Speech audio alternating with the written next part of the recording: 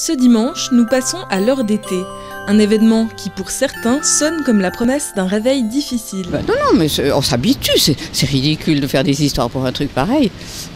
À partir d'une heure, non, mais comme je suis un chat, je dors carrément toute la journée. Donc c'est-à-dire que je suis quelqu'un qui n'a pas de problème de sommeil.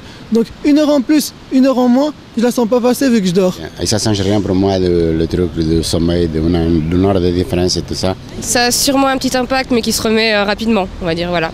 Bah oui, ça m'embête un peu. En général, je préfère la gagner l'heure. Mais ouais, voilà. Oui, c'est plus difficile, oui, un peu. Un petit peu, peut-être un peu jet lag, comme ça. Pour moi, c'est un signe bien parce que ça veut dire que le printemps, ça commence. Au début, j'ai un impact au corps, mais après quelques temps, ça va passer. Non, le changement d'heure ne me dérange pas du tout.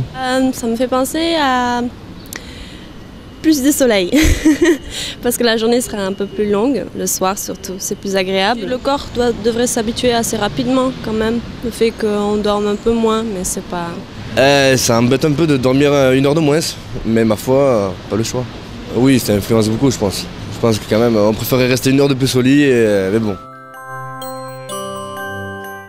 Et pourtant, le changement d'heure n'aurait pas d'impact sur l'horloge interne qui se synchronise chaque jour naturellement. Une heure de décalage, c'est insignifiant.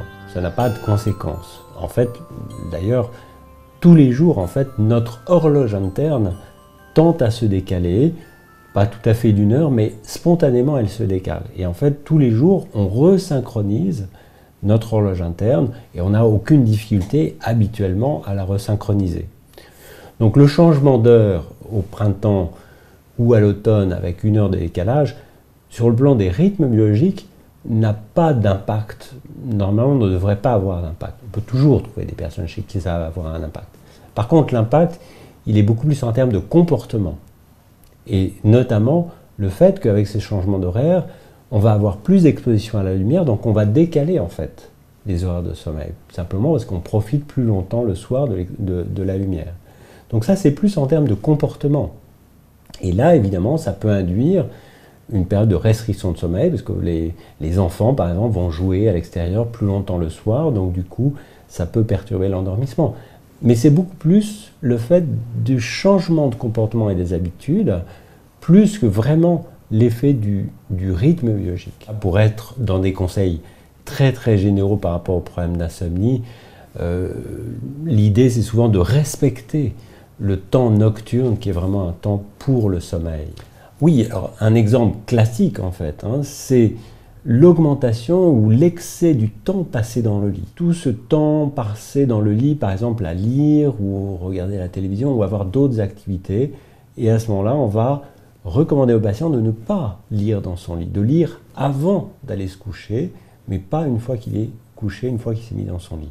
Non, si je lis, c'est pas au lit. Et puis voilà, au lit c'est pour dormir en principe. Non, je regarde la télé. Et ça vous empêche pas de... Si, ça m'empêche un petit peu d'avoir un bon sommeil. Je lis, mais je ne regarde pas l'ordinateur. Quand je suis au lit, je vais dormir tout de suite.